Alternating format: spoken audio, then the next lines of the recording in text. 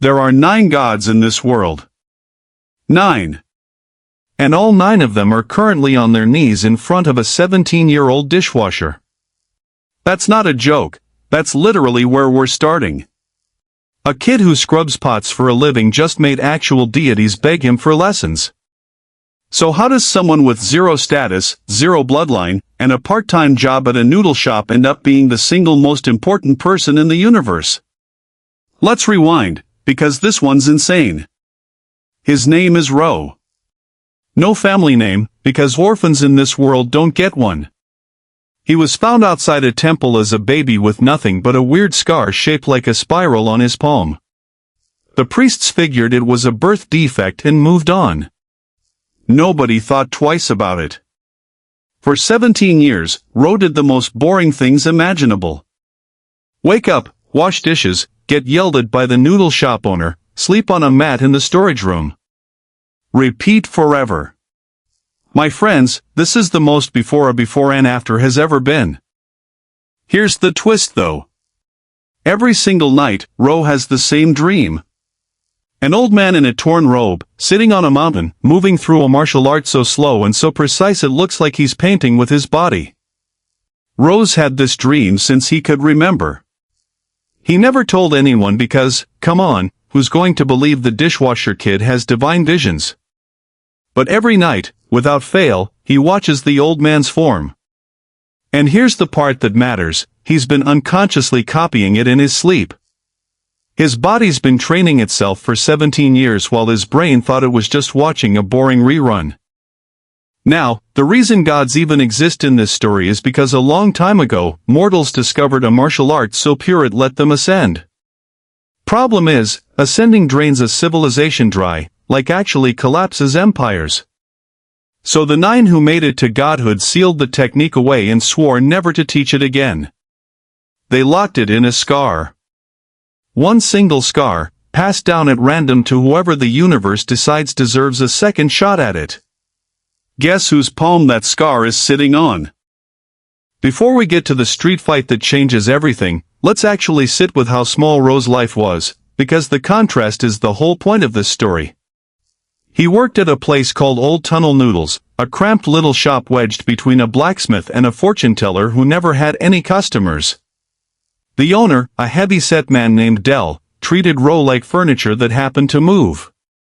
Wake up before sunrise, haul water from the well 2 streets over, scrub the previous night's dishes with cold water because heating it cost coin, then stand at the sink for 12 hours while soup orders piled up. Del paid him in floor space and leftover broth. That was the arrangement since Ro turned 7. Nobody in that neighborhood knew about the scar. Ro kept his left hand in his pocket out of habit, not fear, just the same way you'd hide a birthmark you got tired of explaining. The temple priests who found him as an infant had written it off decades ago as some kind of birth defect, filed the paperwork, and forgotten his existence entirely. There was no prophecy scroll, no ominous elder tracking his movements, nothing. Just a kid who happened to carry the most dangerous secret in the world and had absolutely no idea. The dream, though. The dream mattered more than anyone, including Ro, understood. Every night around the same hour, he'd find himself standing at the base of a mountain he'd never seen in waking life, watching an old man in a robe so worn it looked like it had survived several wars. The old man never spoke. He just moved, slow, deliberate, each motion connected to the last like a single unbroken sentence written in the air. Step, pivot, palm strike, breath, repeat. Ro used to think it was just a strange recurring nightmare, the kind you get used to and stop questioning. He never once considered that his hands were memorizing every motion while his conscious mind slept through it. That's the mechanism worth understanding here, because it's the whole engine of this story. The seal the gods placed on the ascension technique didn't just hide the knowledge somewhere.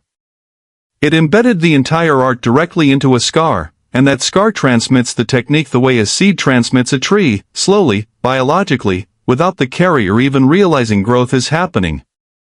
Ro wasn't chosen because he was strong or clever or destined in some flashy way. He was chosen because his body simply never stopped training, night after night, for 17 straight years, completely undetected. Now to the day everything breaks. It starts like any other shift. Ro's got his sleeves rolled up, hands raw from cold water, and the shop's half full with the regular lunch crowd, a handful of laborers, an old woman named Mira who always orders the same bowl and always overtips him by exactly 2 copper, and a couple sitting near the window arguing quietly about rent. Then the door slams open hard enough to rattle the window glass, and in walks Trouble wearing an academy uniform. His name doesn't matter, not really, he's the kind of nobles kid this genre produces on an assembly line.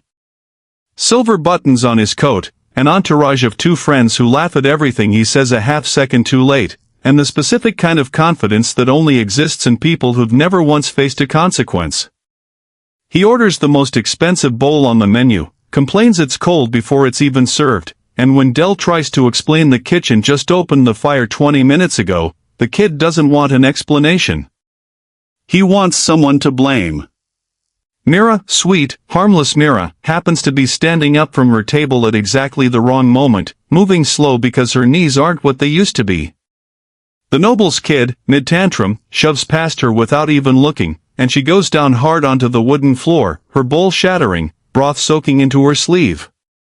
The 2 friends laugh. The kid doesn't even glance back. Something in Ro just breaks. Not rage exactly, more like a switch flipping somewhere underneath conscious thought. He doesn't remember deciding to move. 1 second he's behind the counter with a wet rag in his hand, and the next his hand is already moving through the air in a shape his brain has never consciously learned but his body has practiced 10,000 times in dreams he thought were meaningless. The motion is small. Almost gentle looking. A palm strike thrown with barely any visible force behind it. The noble's kid goes through the wall. Not into the wall. Through it. Splinters and plaster explode outward into the street, and when the dust settles, he's lying in the gutter outside, completely unconscious, with a hole in the wall of old tunnel noodles big enough to walk a horse through. The entire shop goes dead silent. Dell's mouth is hanging open. The 2 friends are frozen mid-laugh, the sound just dying in their throats. And Ro is standing there, staring at his own right hand like it belongs to a stranger, because in that moment, it kind of does. He didn't feel any exertion. No strain, no buildup of force, nothing that should correspond to sending a grown teenager through a load-bearing wall. It just happened, the same effortless way you'd swat a fly. That's when the sky splits open. Not a figure of speech. The actual sky, blue and unremarkable 10 seconds earlier, tears down the middle like fabric, and light pours through the gap in 9 distinct columns, each one a different color, each one landing in the street outside the noodle shop with enough force to crack the cobblestones. When the light fades, there are 9 figures standing there, and even someone who's never seen a god before can tell immediately that these are not ordinary people. The air around them bends slightly, like heat rising off summer pavement. Every person on the street who was walking a second ago is now frozen, kneeling instinctively, some of them crying without understanding why. The gods have not physically appeared on this earth in over 1,000 years. And now 9 of them are standing in the middle of a working-class street because a dishwasher accidentally used a forbidden technique to defend an old woman from a rude teenager. Ro, dish rag still gripped in his free hand, has absolutely no idea what to do with any of this. He's looking at beings whose faces don't quite hold still to human eyes, whose presence makes the fine hairs on his arms stand up, and his first genuine thought, the one running underneath the panic, is that he's definitely going to get blamed for the hole in the wall. But they're not there to punish him. That's the part that throws everyone in the street, including Dell, who's pretty sure this is either the best or worst day of his career. The 9 gods, one by one, drop into a bow. A full, formal, unmistakable bow, the kind reserved for royalty, except royalty has never once received this treatment from anything, let alone from the beings that created royalty's authority in the first place. The tallest among them, a broad-shouldered figure in dark battle-worn armor who Ro will later learn is the god of war, straightens first and speaks in a voice that seems to come from everywhere at once rather than a single point in space. He says the seal has awakened. He says the technique has finally found its carrier after 1,000 years of dormancy. He says, and this is the line that actually makes Ro's knees buckle, that the fate of the world may now rest on the choices of a dishwasher.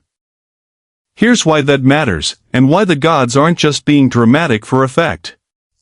1,000 years ago, a mortal named the First Descendant discovered how to pull divine energy directly into a human body without dying from the process, effectively becoming a god while still walking among mortals. It should have been humanity's greatest triumph. Instead, it nearly ended everything, because the human mind was never built to hold that much raw power, and the First Descendant's sanity unraveled within a decade.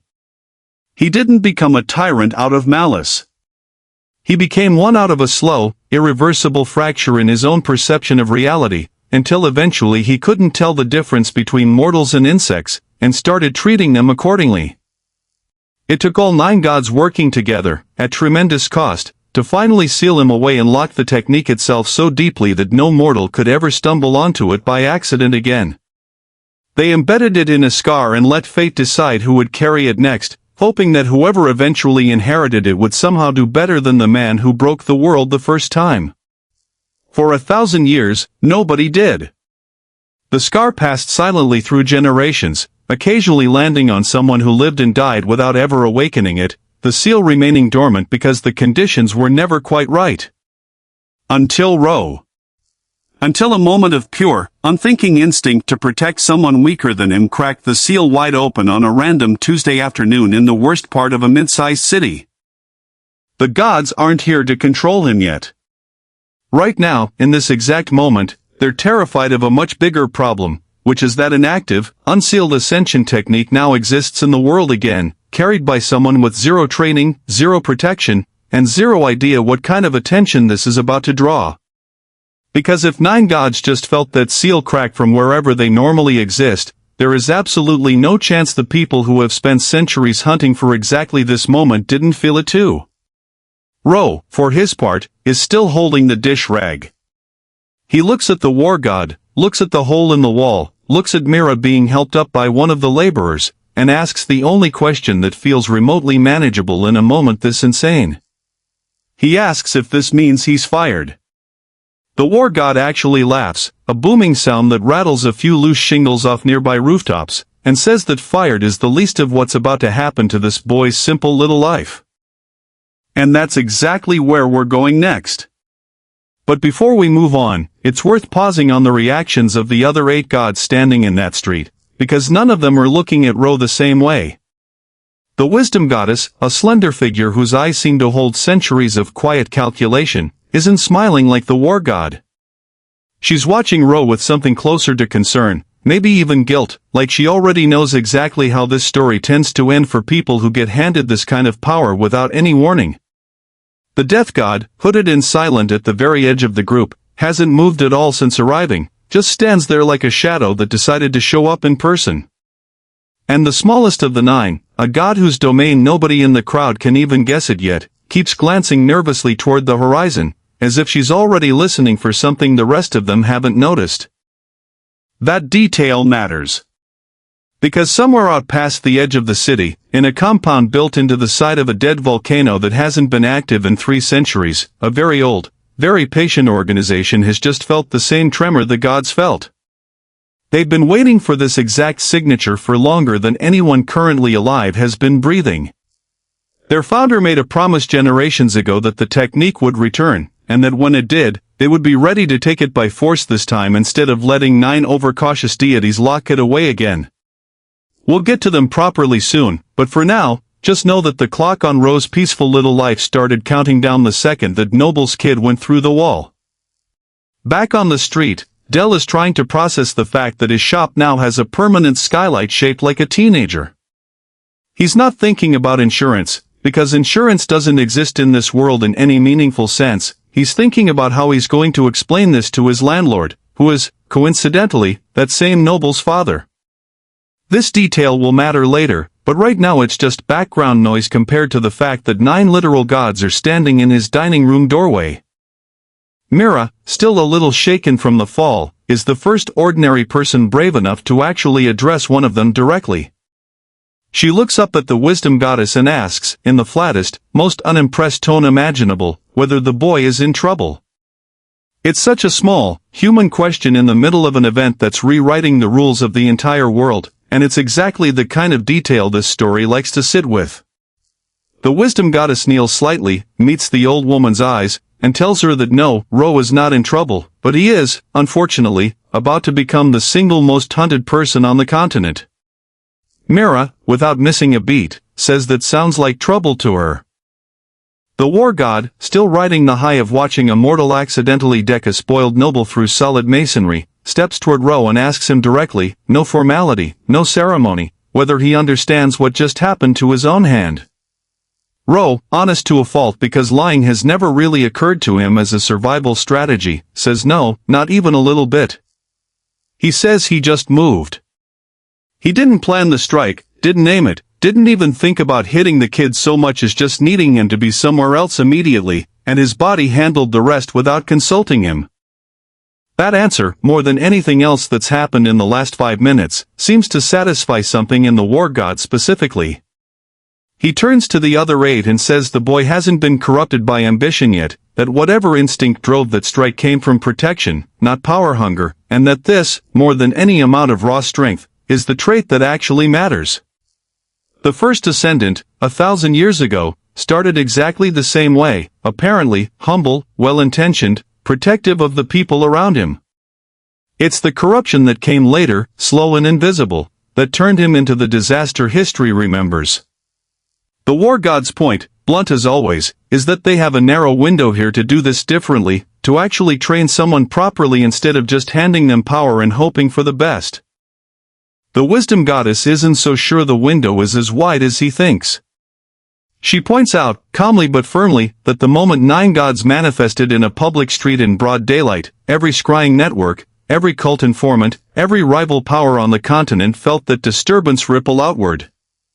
Whatever quiet, careful training plan the war god is imagining, they don't have the luxury of time for it. Word is already moving. By nightfall, at minimum 3 separate factions will know a new ascendant has awakened, and by tomorrow morning, every single one of them will know exactly which city to search. Ro, listening to 2 literal gods argue about his future like he isn't standing 4 feet away holding a dish rag, finally interrupts to ask if anyone is going to fix the hole in Dell's wall. It's such an absurdly small, practical concern given the scale of what's happening around him, and for a second even the death god's hood tilts slightly, as if amused despite himself. The war god, without even looking, snaps his fingers, and the wall repairs itself instantly, wood knitting back together, plaster reforming, paint matching perfectly, as though nothing had ever happened. Dell nearly faints from relief. The noble's kid, still unconscious in the gutter outside, is left exactly where he landed, because apparently even gods have limits on who they're willing to help. That single small gesture, fixing a wall for a stranger's benefit rather than his own, tells Ro something about at least one of these 9 beings, and it's the first tiny thread of trust in a day that's otherwise been nothing but chaos stacked on chaos. The wisdom goddess steps forward next and crouches slightly to bring herself closer to Ro's eye level, which is a strange thing to watch, a being of that magnitude deliberately making herself smaller. She tells him plainly that his life, as he understood it this morning, is already over, not because anyone is taking it from him, but because the world he knew simply doesn't have room in it anymore for someone carrying what he's carrying. She says this gently, but she doesn't soften the truth underneath it. There will be no going back to washing dishes quietly in the corner of an unremarkable noodle shop. That version of Ro ended the moment his hand moved on its own. Ro absorbs this the way most 17-year-olds would absorb a diagnosis they don't fully understand yet, with a kind of numb, delayed processing. He looks down at his palm, at the spiral scar he's kept hidden in a pocket for as long as he can remember, and for the first time in his life actually studies it like it might have something to say to him. It doesn't say anything, not yet. But something underneath it, deep in whatever mechanism the gods built into that seal 1,000 years ago, has just started to stir. The 9 gods don't linger in the street much longer after that. A crowd this size, even one still half frozen in shock, isn't a place to have the conversation that actually matters. The war god scoops up the unconscious noble's kid by the collar, tosses him onto a cart headed toward the academy infirmary like a sack of grain, and tells the driver to say nothing happened here. The driver, understandably, agrees immediately. Then, without any further ceremony, the 9 of them simply fold space around themselves and row, and the noodle shop, Dell, Mira, the whole street, blink out of view. They reappear somewhere else entirely. A wide stone courtyard ringed by pillars taller than any building Ro has ever seen, open to a sky that isn't quite the same color as the one back home, more silver than blue, with no sun visible anywhere and yet somehow perfectly lit. This is, Ro will learn, a fragment of the space between worlds the gods use when they need somewhere mortals can't accidentally wander into. Dell and Mira are not here. Just Ro, alone, surrounded by 9 beings who apparently now consider him the most important variable in the fate of everything. He asks, reasonably, if Dell's going to be okay without him. The war god waves this off, says a messenger's already been sent explaining Ro got recruited into advanced academy studies, which is technically not a lie, just wildly incomplete. Ro isn't thrilled about the framing, but given everything else happening today, arguing about phrasing feels like the wrong hill to die on. The wisdom goddess takes over from here, and her approach is different from the war god's blunt enthusiasm.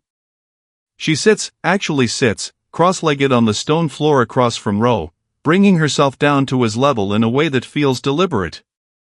She tells him the full history now, not the summarized version from the street. The first descendant's real name has been erased from every record, deliberately, because even saying it aloud was believed to invite some faint echo of what he became. He was, by all early accounts, kind. A healer in a mountain village not unlike the one in Ro's dreams, someone who used his growing power to cure plagues and end local wars before they started. For the first several years after his ascension, he was, by every measure, a hero. Then the power started rewriting him. Not overnight. Gradually, the way rust works through iron, small and patient and easy to miss until the structure just fails all at once. He began seeing mortal lifespans as tragically brief and mortal concerns as trivial.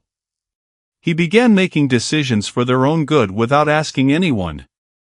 By the time the gods intervened, he had already reshaped an entire kingdom's laws to match his personal philosophy, imprison anyone who resisted for their protection, and started referring to ordinary people as livestock in private correspondence the gods later recovered. The war that followed to stop him killed more people than the plagues he'd originally cured. That's the actual cost of ascension unmanaged. Not villainy from the start. Slow erosion nobody notices until it's too late to reverse. Ro, absorbing all this, asks the obvious question. How do they know he won't end up the same way? The wisdom goddess doesn't offer empty reassurance. She says, honestly, that they don't know. Nobody knows. That's precisely why they're not simply handing him the full technique and sending him off. Training him properly, watching him closely, and building in checks along the way is the only real safeguard they have, and even that isn't guaranteed to work. It's the death god who speaks next, the first time he's said anything since arriving in the street. His voice is quieter than the others, almost gentle, which is unsettling given his domain. He tells Ro that the technique includes methods designed to end fights permanently, methods the previous 8 gods generally avoid discussing directly because nobody likes admitting that lethal force is sometimes the correct answer. He says he'll be the one teaching those specific movements, not because he wants Ro to become a killer, but because pretending those techniques don't exist within the art would leave a critical gap in his training exactly where an enemy would exploit it. Ro isn't thrilled about that lesson plan either, but he's starting to understand that thrilled isn't really an available emotion anymore. This is simply the shape his life has now. The god who's been glancing nervously at the horizon finally introduces herself.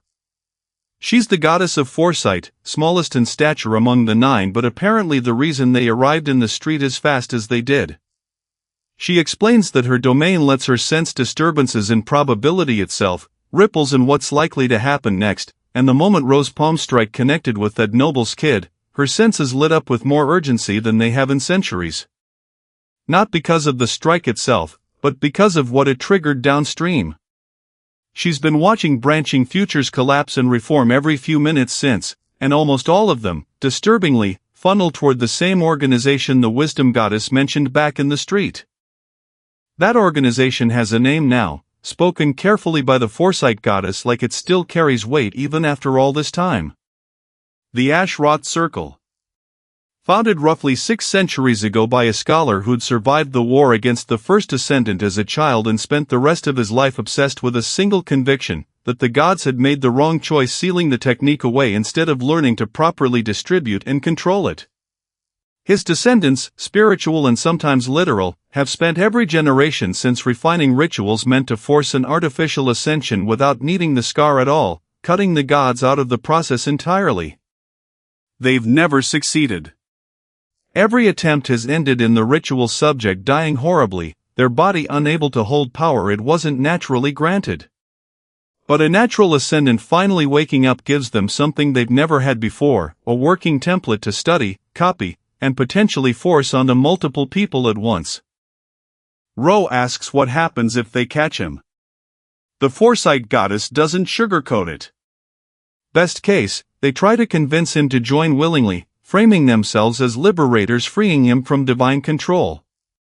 Worst case, and statistically the more likely outcome based on everything she's seeing branch out from this moment, they try to extract the scar itself, which would almost certainly kill him in the process, but might, in their calculations, be worth the sacrifice if it gives them enough data to finally succeed with someone else down the line. That's the moment the stakes actually land for Ro in a way the earlier chaos hadn't quite managed. Up until now, this had felt like an extremely strange, extremely fast promotion. Now it's clear he's not just gaining power, he's become a target with an expiration date attached if the wrong people get to him first. The war god, sensing the mood has gotten a little too heavy, claps his hands together and announces that dread is a great motivator but a terrible training partner, and that they're burning daylight, or whatever the equivalent is in a realm with no actual sun. He wants to start immediately.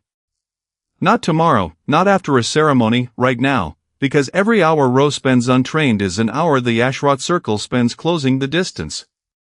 Training begins in that same silver-lit courtyard, and it's nothing like Ro expected, mostly because he didn't have any expectations to begin with, having never trained a day in his life outside of unconscious dream repetition. The war god doesn't start with combat. He starts by having Ro simply move, walk, stretch, throw a basic punch, all while the war god watches with an intensity that makes Ro self-conscious in a way 9 gods appearing in the sky somehow hadn't. What the war god's looking for, he explains, is the gap between what Ro's body already knows from 17 years of dream repetition and what his conscious mind actually understands about that knowledge. And the gap, it turns out, is enormous. Ro can execute the movement that sent a noble's kid through a wall, but he has no idea how he did it, can't repeat it on command, can't adjust its intensity, can't chain it into anything else.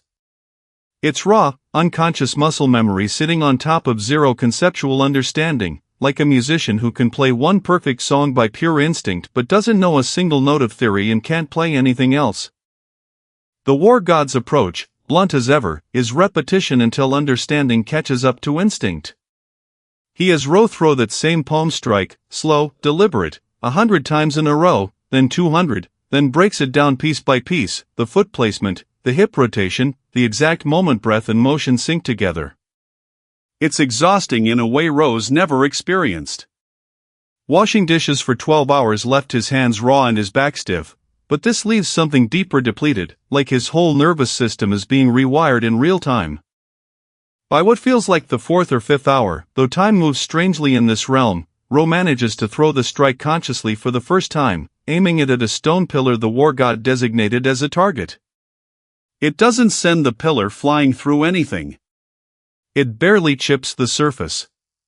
But the war god actually looks pleased, explaining that controlled and weak is infinitely more valuable right now than uncontrolled and devastating, because an ascendant who can't regulate his own output is a danger to everyone around him, himself included. The wisdom goddess takes the next block of training, and her method is the complete opposite of the war god's physical drilling. She has Ro simply sit, and describe in detail what he felt in the exact moment before the strike connected with the noble's kid. Not the physical sensation, the mental one. What was he thinking? What did he want in that instant? Ro struggles with this at first, because it happened too fast for conscious thought, but the wisdom goddess is patient, walking him back through the memory slowly, asking him to notice smaller and smaller details until eventually he identifies it. He didn't want to hurt anyone. He wanted Mira to be safe, immediately, without any further calculation past that single point. That distinction matters more than Ro realizes at first. The wisdom goddess explains that the technique responds to intent as much as to physical form, that the first descendant's slow corruption showed up first in his intent long before it showed up in his actions, wanting control before wanting protection, wanting order before wanting safety. Training Ro to stay conscious of his own intent every single time he draws on the technique isn't a philosophical nicety, it's an actual safeguard built into how the art works. If his intent ever shifts from protection toward domination without him noticing, the technique itself may start responding differently, and that shift is exactly the early warning sign they're hoping to catch before it becomes irreversible. It's a lot to process for someone who 12 hours ago was mostly worried about how much broth was left in the pot. But Ro, to his credit, takes it seriously, running back through the memory again and again at the wisdom goddess's request, until he can identify that exact protective intent almost instantly, a kind of internal anchor point he can return to. The death god's portion of training is shorter, almost clipped in comparison, but heavier. He shows Ro, once, a single technique, a strike aimed not at incapacitating but at ending a fight permanently, and makes him watch the full motion without practicing it himself yet. He tells Ro that understanding what this looks like, recognizing it, matters more right now than being able to perform it, because the Ashrot Circle will not hesitate to use lethal force the second they locate him, and the ability to recognize an opponent winding up for a killing strike might be the only thing standing between him and dying in his first real confrontation. Ro watches, memorizes, doesn't ask to try it himself, and the death god seems to respect that restraint more than eagerness would have earned. By the time the training block ends, if end is even the right word in a realm without clocks, Ro is beyond exhausted, the kind of tired that settles into bone rather than muscle. The foresight goddess approaches him one last time before the gods send him back, her expression tighter than it was earlier. She tells him the branching futures have narrowed since this morning, and not in a comforting direction. Whatever the Ashrot Circle is planning, it's accelerating faster than she anticipated. She won't give him an exact timeline, because probability doesn't work that cleanly, but she tells him plainly that he should not expect a peaceful transition back into his old life, even briefly. She's right, though nobody in that courtyard knows quite how right yet. The gods send Ro back the same way they brought him, a fold of space that deposits him not in the middle of the street this time, but just inside the repaired doorway of Old Tunnel Noodles, late enough that the dinner crowd has thinned to almost nothing. Del's behind the counter, and when he sees Ro standing there, he doesn't ask about gods or ascension techniques or any of it. He just asks if Ro's hungry, because apparently in the space of one impossibly strange day, Del has decided the simplest response to cosmic upheaval is to make sure the kid eats something. Ro realizes, sitting at the counter with a bowl of broth he didn't have to make himself for the first time in a decade, that this small, ordinary kindness means more to him right now than anything the nine gods said in that silver courtyard. Myra's there too, apparently having stuck around well past her usual hour just to make sure he came back in one piece. She doesn't ask what happened either. She just tells him his hands are shaking and he should eat before the soup gets cold. It's the most normal 30 minutes Rose had since the wall came apart, and it doesn't last. The trouble doesn't announce itself with drama. It starts small, the way real danger usually does before this genre lets it escalate. A man in a plain gray traveling cloak takes a seat near the window, orders nothing, just watches the street outside with a stillness that doesn't match the casual posture he's trying to project. Ro, exhausted as he is, almost misses it entirely. It's Mira who notices first, leaning over to quietly mention that the man's been sitting there for 20 minutes without ordering, which isn't exactly damning evidence on its own, except her instincts, sharpened by decades of running a market stall before her knees gave out, have rarely been wrong about strangers. Ro watches the man for a moment and catches something the wisdom goddess's training already sharpened in him without him fully realizing it yet, a kind of attentiveness to intent rather than just appearance. The stranger isn't watching the street. He's watching the shop's exits. Both of them, methodically, the way someone maps a room before deciding how a confrontation might unfold inside it. Del, oblivious to all of this, walks over to ask the man if he'd like to order, and the stranger's answer is polite, almost too polite, saying he's just resting his feet and will be moving along shortly. It's the kind of answer designed to end a conversation quickly rather than actually reassure anyone, and Ro, newly attuned to exactly this sort of detail, feels the protective instinct from earlier today start humming quietly under his skin again. He doesn't wait for the situation to develop further. He asks Del, casually as he can manage, to step into the back for a moment to check something in the kitchen, an excuse thin enough that Del clearly doesn't buy it, but he goes anyway, trusting that whatever happened today has earned Ro at least that much benefit of the doubt. Mira, stubborn as always, refuses to move, saying she's not about to abandon her seat over a stranger with bad manners. The man in the gray cloak stands the moment the shop empties out to just himself, Ro, and Mira, and his posture shifts entirely, the false casualness dropping away like a mask. He introduces himself, or at least offers a name, Corvin, and says he represents an organization interested in offering Ro an alternative to whatever arrangement the gods have proposed. He doesn't reach for a weapon. He doesn't threaten. His tone is almost reasonable, which somehow makes it more unsettling than open hostility would have. Corvin explains, with the calm confidence of someone who's rehearsed this pitch many times before, that the Ashrot Circle doesn't view the technique as something that should belong to 9 overcautious deities who locked it away out of fear 1,000 years ago rather than trust. He says the first Ascendant's failure was a failure of isolation, not of power itself, that a mortal surrounded by proper support systems, human support systems, people who understand what it actually means to be mortal, might succeed where he failed. He says the Circle isn't interested in controlling Ro the way the gods clearly intend to. They're interested in helping him control the technique on his own terms. It's a good pitch. Ro can admit that, even with alarm bells ringing through every part of him. It's built specifically to sound reasonable to someone who's spent the last several hours being told by 9 literal gods that his life no longer belongs to him in any meaningful sense. Corvin is offering him something that sounds a lot like autonomy. Ro, channeling the exact anchor point the wisdom goddess trained him to find just hours earlier, asks a simple question back. He asks what happens to people who say no. Corvin's expression doesn't change much, but something behind his eyes does, a brief flicker of calculation replacing the practiced warmth. He says, honestly enough, that the Circle would prefer cooperation, but preference and requirement aren't the same thing, and the scar itself is valuable to their research regardless of whether its carrier survives the extraction process. It's the first genuinely honest thing he's said, and it lands exactly as heavily as he probably intended it to, a soft threat wrapped in diplomatic language.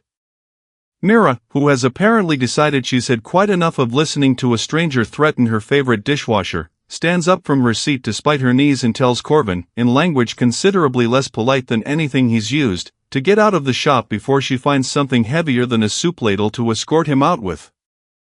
Corvin actually laughs at that, a short, surprised sound, and says he genuinely means the woman no harm, that his business tonight was only ever with Ro. But the moment stretches a beat too long, and Ro catches it, the same instinct that flagged the exits earlier now flagging something else entirely, the faint shift of weight in Corvin's stance that the Death God's single lesson taught him to recognize just hours ago. Corvin isn't here just to talk. He's here to test, to see exactly how much force it takes to provoke a response, gathering data of his own.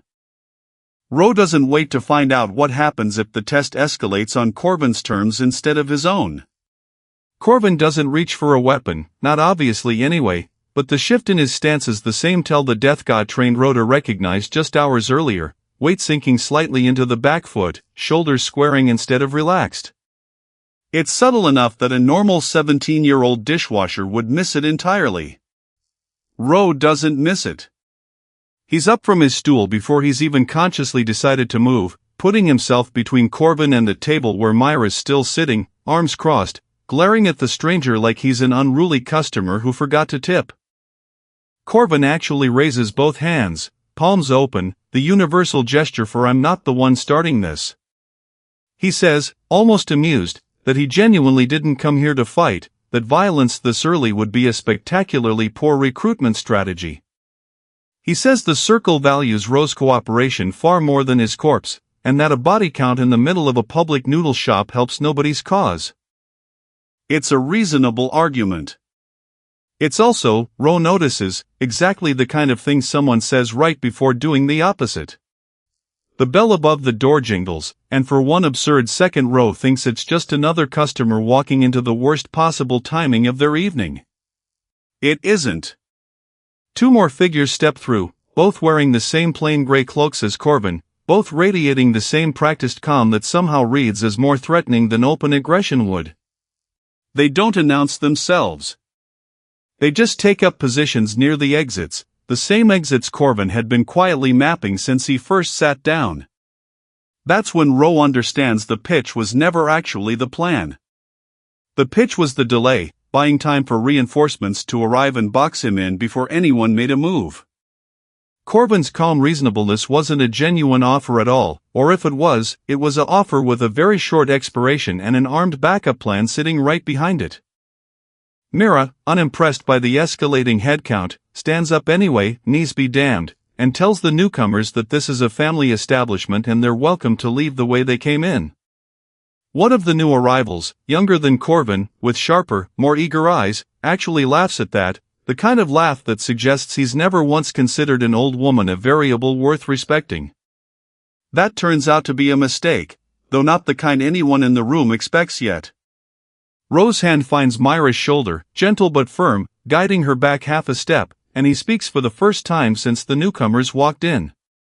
He tells Corbin, calmly, that he's not interested, and that if the circle actually respected his choice the way Corbin claimed 30 seconds ago, this conversation would already be over. Corbin's expression cools, the warmth draining out of it like water through a cracked bowl. He says, with something almost like genuine regret, that he'd hoped this would go the easy way. Then he nods, once, toward the two by the exits, and the easy way officially ends. The younger one moves first, fast, closing the distance to the counter in a blur clearly meant to grab Ro before he can react. Except reacting is exactly what 17 years of dream training in one very intense afternoon in a silver courtyard have prepared him for. Ro doesn't think about the movement. His body simply produces it the way it produced the strike that sent a noble's kid through a wall, except this time it's controlled, deliberate, the war god's endless repetitions finally paying off under pressure instead of accident. He steps into the grab rather than away from it, redirects the incoming arm with a motion barely bigger than a shrug, and the younger cultist goes stumbling face first into the counter hard enough to crack the wooden edge. The second cultist, older, more cautious, doesn't rush in blind. He produces a short blade from inside his cloak, the metal catching lamplight in a way that makes Mira gasp and step further back despite herself. This is the moment the death god's single lesson matters most, because Ro recognizes the grip immediately, low, angled, meant for a fast disabling cut rather than a killing blow, at least not yet. Whoever trained this man taught him restraint as a tactic, not as mercy. Ro doesn't reach for the technique's lethal edge, the one the death god showed him but never let him practice. He doesn't need to. He sidesteps the first slash, close enough that the blade catches a few threads off his sleeve, and redirects the follow-up strike with the flat of his palm, sending the blade skittering harmlessly across the floor. The cultist, weaponless now and clearly not trained for what comes after losing his weapon, hesitates just long enough for Ro to close the gap and drop him with a strike to the shoulder that sends him crumpling against the wall, conscious but thoroughly out of the fight. That leaves Corbin, who hasn't moved from his spot near the window this entire time, watching the whole exchange with an expression that's shifted from calm confidence into something closer to careful reassessment. He says, quietly, that the reports clearly underestimated how far along Ro's training already is, which is either a compliment or a warning depending on how you choose to hear it. Ro, breathing hard but steady, tells him it's over, that he should take his people and leave before this gets worse for everyone involved. Corvin actually considers this for a long moment, glancing at his two subordinates, one groaning against the counter, the other slumped by the wall, and seems to genuinely weigh whether pressing the issue further is worth the cost. He decides it isn't, not tonight. He tells Ro, with something that sounds almost like respect layered under the threat, that this was never meant to be the real attempt, just a probe, a way to measure exactly what they're dealing with before committing more serious resources. He says the Circle doesn't need to win tonight. They just need to know how hard the eventual win will be. And now, thanks to this little demonstration, they know considerably more than they did an hour ago. He helps the younger cultist to his feet, nods toward the older one to gather himself, and the three of them retreat out into the street without further incident, Corvin pausing at the door just long enough to say one final thing. He tells Ro that the gods will train him to be a weapon they can point wherever they choose, while the Circle would have let him choose the direction himself. He says that distinction might matter more to Ro eventually than it does right now, and then he's gone, swallowed by the darkening street outside. The shop goes quiet in the aftermath, the kind of ringing silence that follows adrenaline once it finally starts draining out of the body. Myra's the first to move, walking over to inspect the crack in the counter with the practical focus of someone who's decided processing trauma can wait until after assessing property damage. Del emerges from the back, having clearly heard enough of the commotion to know something happened but not enough to understand what, and when he sees the state of his shop, his first question isn't about safety. It's about who's paying for the counter. Ro, exhausted in a completely different way than the training exhausted him, sits back down at the stool he'd been occupying 20 minutes ago like none of this had happened, and realizes his hands are shaking again, though for entirely different reasons than earlier tonight. It's Mira who says the thing nobody else wants to say out loud. She tells him, gently but firmly, that he can't stay here anymore. Not because she wants him gone, but because every hour he spends in this shop is an hour that puts Del and every regular customer who walks through that door in danger alongside him. She's not wrong, and Ro knows it even before she finishes the sentence, the same protective instinct that started this whole mess now turning inward, recognizing that his presence has become the exact danger he'd normally move to stop. Del, surprisingly, agrees with her, though his version comes out gruffer, less sentimental. He tells Ro the shop's survived worse than a cracked counter, but it won't survive a war fought inside it, and that whatever the kid's becoming, it's clearly bigger than dish duty now. He says this without malice, more like someone finally acknowledging a fact he's been avoiding all day. Ro, for the first time since the wall came apart that morning, feels something close to grief settle in alongside everything else. Not for himself, but for the version of his life that ended the exact moment his hand moved without permission. The gods don't wait long to make contact again. The wisdom goddess appears this time, alone, without the ceremony of the full nine, materializing quietly in the corner of the shop like she'd simply always been standing there. She tells Ro she felt the disturbance from the confrontation the moment it happened, that the foresight goddess's projections had actually anticipated a probing attempt like this one, just not quite this soon. She apologizes, genuinely, for not warning him in time, explaining that events are moving faster than even her sister's foresight can consistently track anymore. She offers him a choice, which is more than the Circle bothered to do. He can stay here, in his old life, for as long as it remains viable, continuing training in short bursts between shifts. Or he can leave now, fully, relocating to a space the gods can properly protect while his training accelerates into something closer to full-time. She doesn't pretend the second option is easy. It means walking away from Del, from Mira, from the only home he's ever known, indefinitely, possibly permanently, depending on how this all eventually resolves. Ro looks at Mira, who's already nodding before he even asks the question out loud, telling him not to be an idiot, that she's buried better men than the ones who walked into this shop tonight and she'll be just fine without him hovering over her soup orders. Del doesn't say much, just claps a heavy hand on Ro's shoulder and tells him to come back and visit when he's finished saving the world or whatever it is gods have him doing next. It's not a clean goodbye. There's no elaborate send-off, no tearful speech, just a 17-year-old kid standing in a cracked counter noodle shop, realizing the two people who've meant the most to him in his short, unremarkable life are choosing to let him go because they understand, better than he does yet, that this is bigger than any of them individually. Ro leaves with the wisdom goddess that night, the fold of space swallowing the shop, the street, the only version of normal he's ever known, and depositing him back in the silver-lit courtyard where the real work is about to begin. Training resumes almost immediately, but it's different this time, sharper, more urgent, because everyone in that courtyard now understands the circle isn't a distant, theoretical threat anymore. They're patient, organized, and willing to send people directly into Ro's old life to test him. The war god, upon hearing the full account of the confrontation, actually looks pleased despite the danger, pointing out that Ro handled two armed opponents using only the deliberate, controlled version of his training rather than defaulting to raw, unpredictable power. It's proof, in his eyes, that the method is working. The wisdom goddess is less celebratory, more focused on what the confrontation revealed about the circle's actual capabilities and intentions. She points out that Corbin's parting words, about the gods making Ro a weapon versus the circle letting him choose his own direction, weren't just idle taunting. They're clearly the circle's actual recruitment strategy, and it's a dangerously effective one, because it's not entirely wrong. The gods are, in fact, shaping Ro toward a specific outcome, training him according to their own judgment of what's safe and necessary. The difference, she insists, is intent and oversight, not the complete absence of direction the circle implies they're offering. Ro isn't sure he fully buys that distinction yet, and he says so, which earns him an approving nod from the wisdom goddess rather than the defensiveness he half expected. She tells him that questioning the framing, even hers, is exactly the kind of independent thinking that might keep him from repeating the first ascendant's mistakes.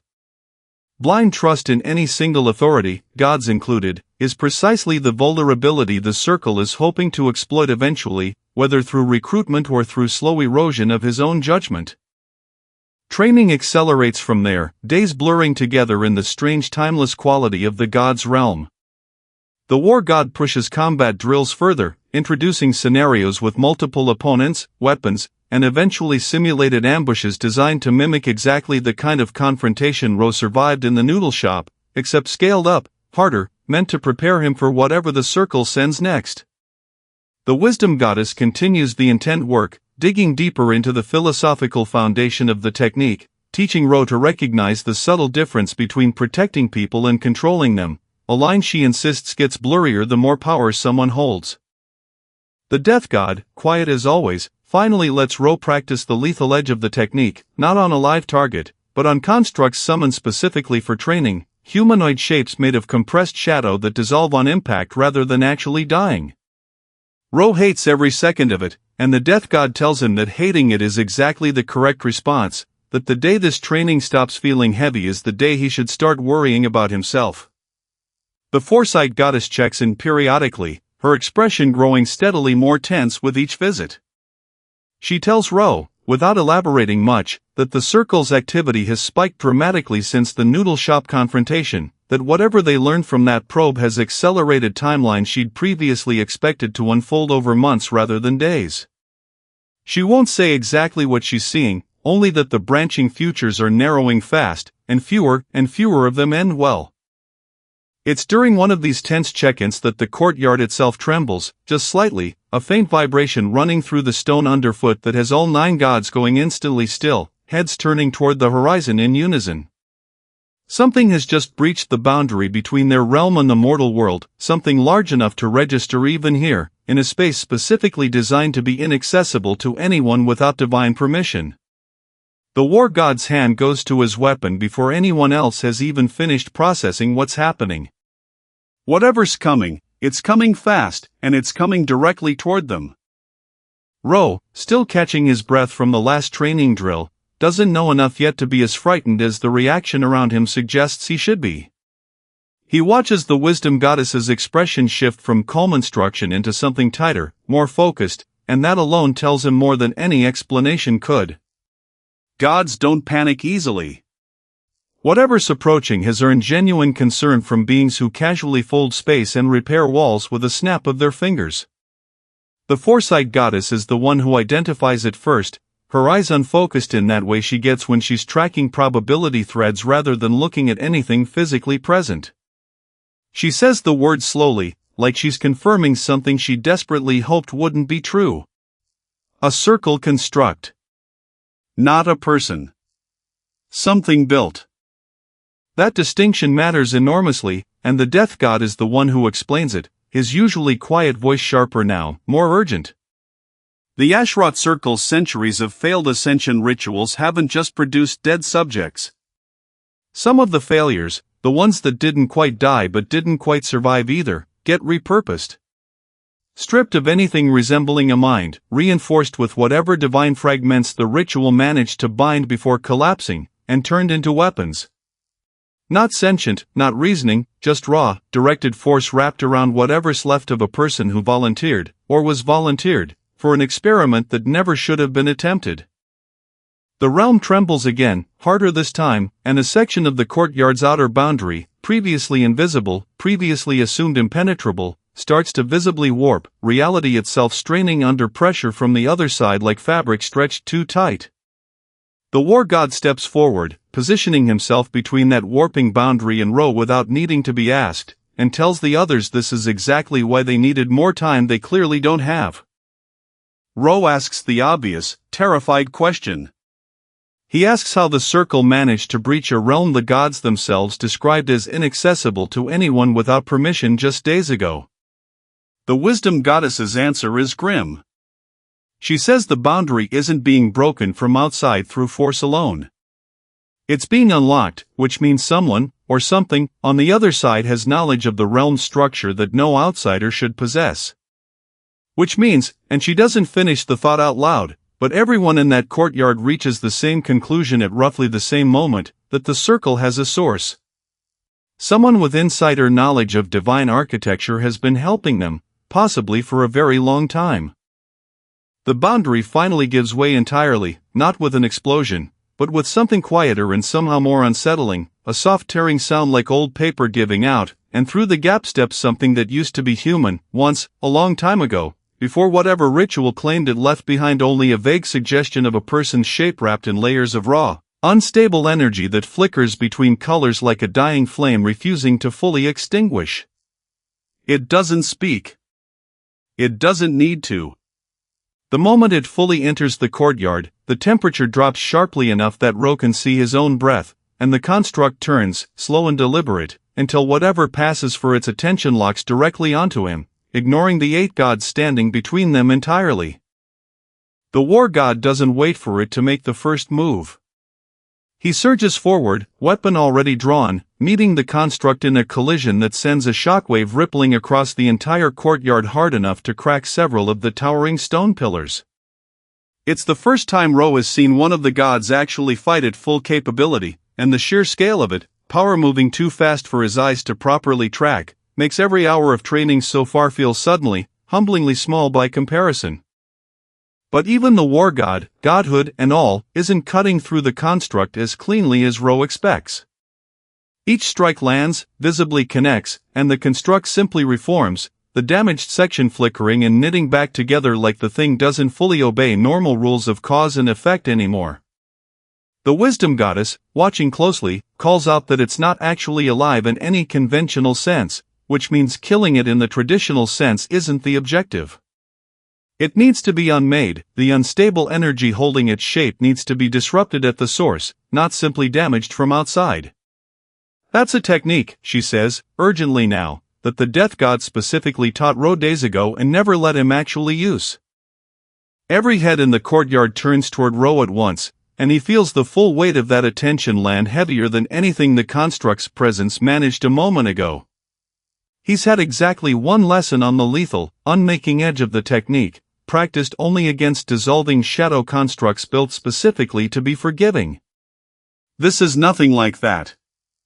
This is real, unpredictable, actively hunting him specifically for reasons nobody in the courtyard has fully explained yet.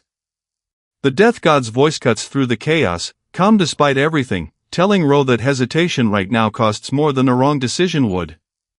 He says the movement Ro needs is the same one from the lesson, no different, no more complicated, just harder to commit to when the stakes are real instead of theoretical. Ro doesn't have time to work through his fear properly. He just has time to remember the anchor point the wisdom goddess trained into him days ago, the protective intent underneath everything, and let that carry him forward instead of the fear. He moves past the war god, who's currently locked in a stalemate, holding the construct's attention just long enough to create an opening, and closes the distance himself. The construct's flickering form turns toward him at the last possible second, too late to fully react, and Ro drives the technique home exactly the way the death god demonstrated, not a strike meant to damage, but one meant to disrupt, to unravel the unstable binding holding the thing's borrowed shape together at its core. For one suspended moment, nothing happens, and Ro's stomach drops with the certainty that he's failed, that whatever made this work in the courtyard lesson simply doesn't translate to something built from a real, ruined person's remains. Then the construct comes apart, not violently, but slowly, unraveling like thread pulled from a sweater, color and shape dissolving into faint, drifting light that scatters harmlessly across the cracked stone floor and fades entirely within seconds.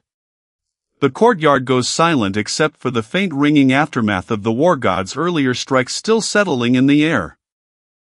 Nobody speaks for a long moment. Ro's hands are shaking again, worse than after the noodle shop confrontation, because this time he understands exactly what he just did, and exactly what that thing used to be before someone turned it into a weapon and pointed it at him. The wisdom goddess is the first to break the silence, and her voice carries something Ro hasn't heard from her before, a raw kind of concern that cuts past her usual careful composure. She tells him that construct wasn't a probe like Corbin's visit to the noodle shop. Constructs are expensive, difficult, and dangerous to produce even for an organization as patient as the Circle. Sending one this early, directly into a realm that was supposed to be sealed against them, means the Circle isn't testing anymore. They're committing. The foresight goddess, still pale from whatever she saw coming before the boundary actually broke, adds the detail that makes everything worse. She says the breach revealed something about the source helping the Circle access divine architecture, something she wasn't able to see clearly amid the chaos, but enough to know it isn't external. Whatever's helping them isn't outside the god's own circle of trust. It's closer than that, uncomfortably close, and until they figure out exactly how close, nowhere Ro goes, including this realm, can be considered fully safe anymore. It doesn't speak. It doesn't need to.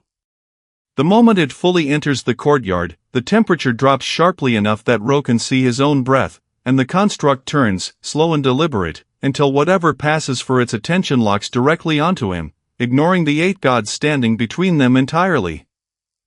The war god doesn't wait for it to make the first move. He surges forward, weapon already drawn, meeting the construct in a collision that sends a shockwave rippling across the entire courtyard hard enough to crack several of the towering stone pillars. It's the first time Ro has seen one of the gods actually fight at full capability, and the sheer scale of it, power moving too fast for his eyes to properly track, makes every hour of training so far feel suddenly, humblingly small by comparison. But even the war god, godhood and all, isn't cutting through the construct as cleanly as Ro expects. Each strike lands, visibly connects, and the construct simply reforms, the damaged section flickering and knitting back together like the thing doesn't fully obey normal rules of cause and effect anymore. The wisdom goddess, watching closely, calls out that it's not actually alive in any conventional sense, which means killing it in the traditional sense isn't the objective. It needs to be unmade, the unstable energy holding its shape needs to be disrupted at the source, not simply damaged from outside. That's a technique, she says, urgently now, that the death god specifically taught Ro days ago and never let him actually use. Every head in the courtyard turns toward Ro at once, and he feels the full weight of that attention land heavier than anything the construct's presence managed a moment ago. He's had exactly one lesson on the lethal, unmaking edge of the technique, practiced only against dissolving shadow constructs built specifically to be forgiving. This is nothing like that. This is real, unpredictable, actively hunting him specifically for reasons nobody in the courtyard has fully explained yet. The death god's voice cuts through the chaos, calm despite everything, telling Ro that hesitation right now costs more than a wrong decision would. He says the movement Ro needs is the same one from the lesson, no different, no more complicated, just harder to commit to when the stakes are real instead of theoretical. Ro doesn't have time to work through his fear properly. He just has time to remember the anchor point the wisdom goddess trained into him days ago, the protective intent underneath everything, and let that carry him forward instead of the fear. He moves past the war god, who's currently locked in a stalemate holding the construct's attention just long enough to create an opening, and closes the distance himself. The construct's flickering form turns toward him at the last possible second, too late to fully react, and Ro drives the technique home exactly the way the death god demonstrated, not a strike meant to damage, but one meant to disrupt, to unravel the unstable binding holding the thing's borrowed shape together at its core. For one suspended moment, nothing happens, and Ro's stomach drops with the certainty that he's failed, that whatever made this work in the courtyard lesson simply doesn't translate to something built from a real, ruined person's remains. Then the construct comes apart, not violently, but slowly, unraveling like thread pulled from a sweater, color and shape dissolving into faint, drifting light that scatters harmlessly across the cracked stone floor and fades entirely within seconds. The courtyard goes silent except for the faint ringing aftermath of the war god's earlier strikes still settling in the air. Nobody speaks for a long moment. Ro's hands are shaking again, worse than after the noodle shop confrontation, because this time he understands exactly what he just did, and exactly what that thing used to be before someone turned it into a weapon and pointed it at him.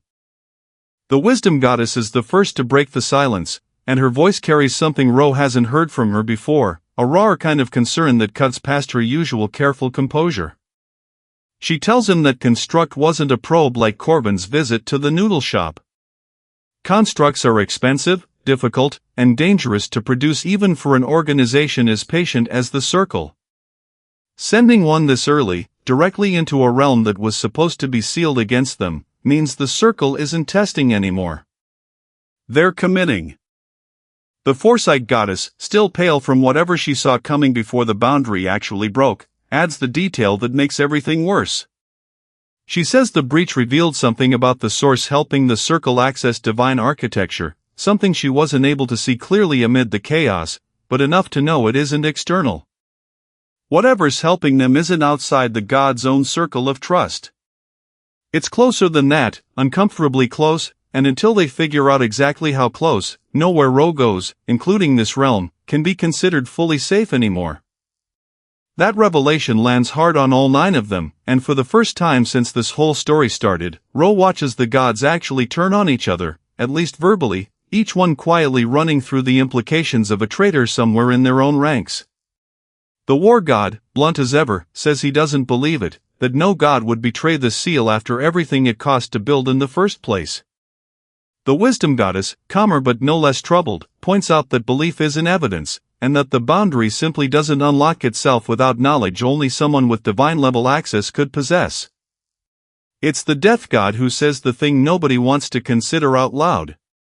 He points out that there were originally 10 of them, not 9, a detail the official histories tend to smooth over.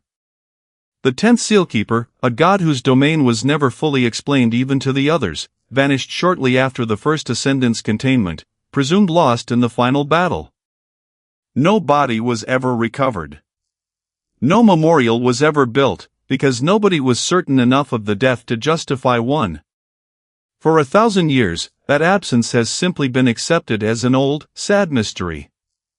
Nobody in that courtyard has ever seriously considered that the 10th might still be out there, and worse, might have spent a millennium nursing a grudge or a philosophy that eventually curdled into exactly the kind of thinking that built the Ashrot Circle in the first place.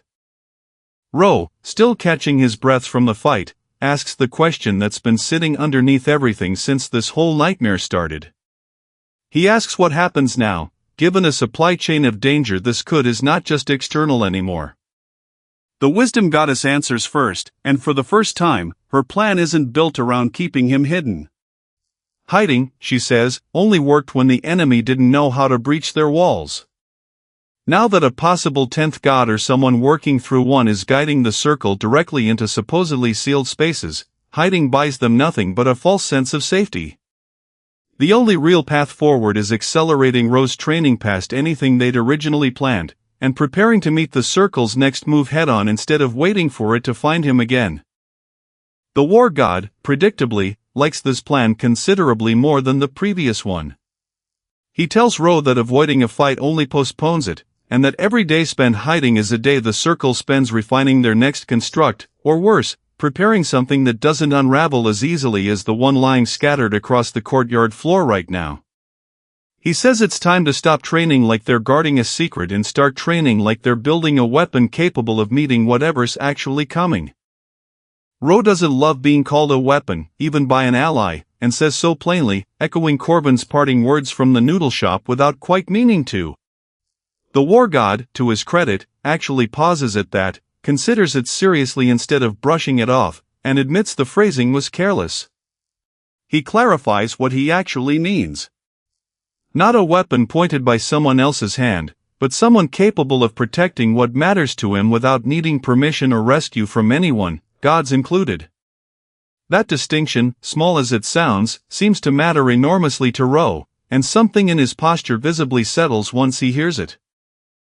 The training that follows over the coming days is unlike anything before it, less about individual techniques and more about integration, forcing Ro to draw on everything simultaneously: the war god's controlled aggression, the wisdom goddess's intent discipline, the death god's unmaking technique, all woven together under pressure instead of practiced in isolated pieces.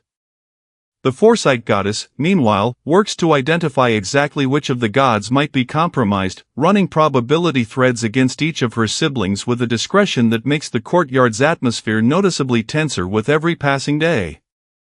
It's during one of these sessions that Ro finally starts asking the harder question nobody's addressed directly yet, which is what happens once he's actually strong enough to face the circle head-on. Does defeating them mean destroying the organization entirely, killing everyone involved, ending centuries of ideology through force?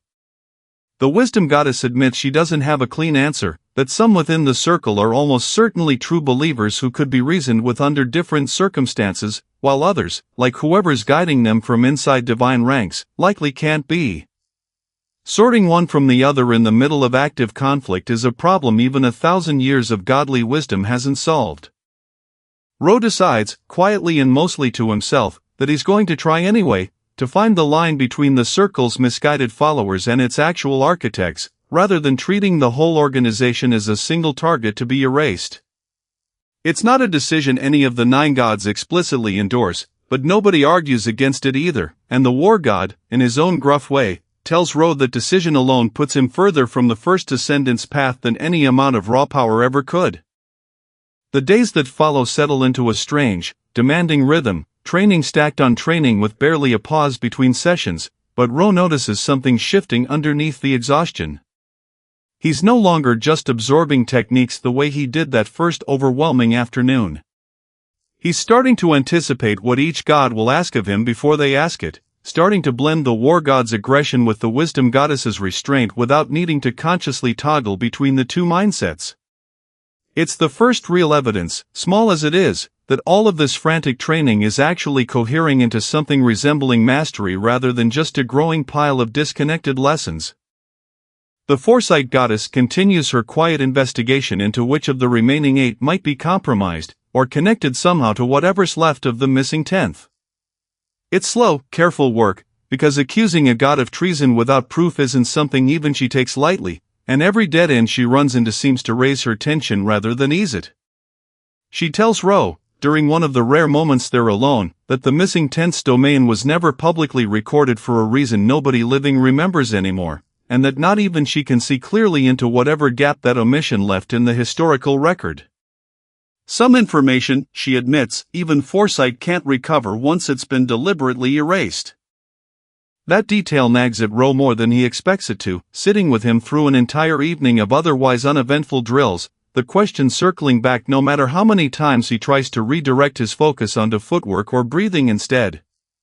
Eventually he brings it back to the foresight goddess directly, asking her whether it's possible the missing 10th isn't guiding the circle from some outside vantage point at all, but is somehow embedded inside it instead, shaping its ideology quietly from within rather than pulling strings from a comfortable distance the way everyone's been assuming. The foresight goddess doesn't answer immediately, turning the question over with visible unease written plainly across her usually composed features, and eventually admits that possibility hadn't fully occurred to her until he said it out loud, which is either a genuine compliment to his instincts or a deeply unsettling gap in 1,000 years of accumulated divine strategic thinking, and even she isn't sure which. It's the wisdom goddess who finally raises the idea nobody's said aloud yet, sitting Ro down during a rare lull between drills to ask him plainly whether he's considered that Corbin himself might know more about the Tent's identity than the Circle's rank and file. Recruiters, she points out, are often given just enough truth to make their pitch convincing, and Corbin's parting words in the noodle shop, about choice and direction, sounded less like generic propaganda and more like something drawn from a genuine, specific philosophy.